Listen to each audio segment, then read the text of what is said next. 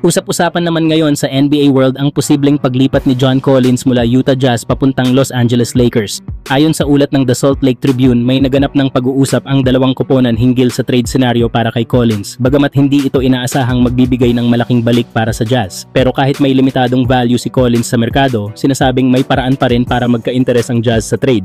Isang opsyon na pinag-uusapan ay ang pag-restructure ng future draft pick ng Lakers, ang kanilang 2027 first round pick na kasalukuyang top 4 protected. Sa proposed scenario, maaaring gawing unprotected ang pick na ito bilang kapalit kay Collins. Ibig sabihin, makukuha ng Utah ang pick anuman ang mangyari sa standings ng Lakers sa 2027. Si Collins ay nasa expiring contract at inaasahang mag-o-opt-in sa huling taon nito dahil sa kakulangan ng available cap space sa ibang teams. Kaya naman, kahit hindi perpekto ang fit niya, nakikita siya bilang mas magandang option kumpara sa mga big man na ginamit ng Lakers sa kanilang playoff series kontra Minnesota Timberwolves kung saan sila ay nadomina ni Rudy Gobert. Sa panig ng Lakers, kailangan din nilang mag-match ng sweldo para umubra ang trade. Posibleng maisama sa deal sina Maxi Kleber at Gabe Vincent habang may pag-asa rin ang Utah na makuha ang promising rookie na si Dalton Knecht.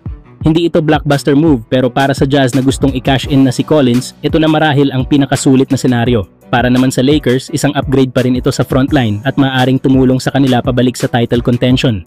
Bagamat walang kumpirmasyon pa sa magiging desisyon ni Collins sa kanyang player option, lumalakas ang usapan na posibleng magka-deal ang dalawang team, lalo na kung isasaalang-alang ang utang na loob ng Lakers sa Jazz dahil sa naging papel ng Utah sa Westbrook trade at kahit sa di sinasadyang tulong sa Luka Doncic acquisition.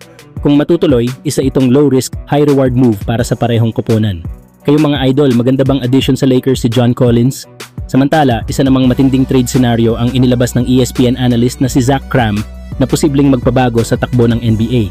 Sa kanyang iminungkahing 4 na koponang blockbuster trade, lilipat si Giannis Antetokounmpo sa Golden State Warriors habang makakakuha ng Los Angeles Lakers ang defensive specialist na si Draymond Green at rim protector na si Daniel Gafford.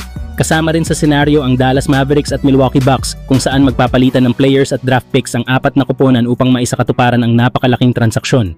Sa panig ng Warriors, malinaw ang layunin, tapusin ang karera ni Stephen Curry na may isa pang championship run. Matapos kunin si Jimmy Butler noong Pebrero, ang pagdagdag kay Giannis ay magiging sukdulan ng kanilang win now mentality. Sa posibleng trio ni Curry, Butler at Antetokounmpo, may tsansa ang Golden State na muling mangibabaw sa Western Conference. Para naman sa Lakers, ang pagpasok ni Draymond Green ay magdadala ng karanasan, leadership at elite defense, mga aspeto na kailangan ng team sa harap ng matinding kompetisyon sa West. Si Daniel Gafford naman ay maituturing na isang malaking upgrade sa kanilang frontline, lalo na't kitang-kita ang kahinaan ng Lakers sa paint defense sa nakaraang postseason.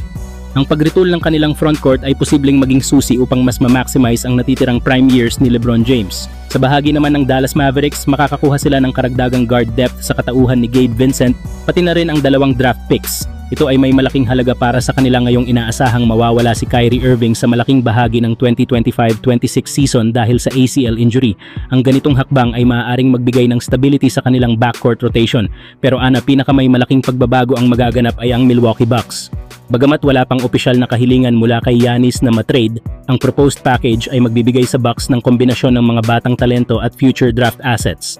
Kasama sa maaaring makuha nila sina Austin Reeves, Brandon Podziemski, Jonathan Kuminga sa pamamagitan ng sign and trade, Trayce Jackson-Davis at Maxi Kleber. Bukod pa rito, may kasama rin itong 2029 at 2031 first round picks mula sa Warriors at isang 2030 pick swap mula sa Lakers. Ang ganitong haul ay maaaring maging pundasyon ng isang long-term rebuild sakaling tuluyang lumisan si Antetokounmpo sa Milwaukee. Sa kabila ng lahat ng ito, nananatiling bukas ang posibilidad.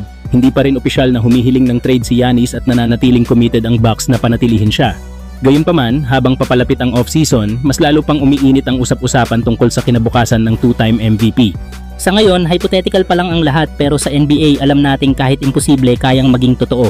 Kaya abangan natin mga idol kung magkatotoo nga ba ang proposal na ito at kung may bago na namang super team na mabubuo. Kayo mga idol, ano ang masasabi nyo? Kung matuloy ang trade na to, posibleng magsama sina Curry, Butler at Giannis sa Warriors habang makukuha ng Lakers si Draymond Green at Gafford. Sa tingin nyo ba panalo dito ang Lakers, Warriors o Bucks?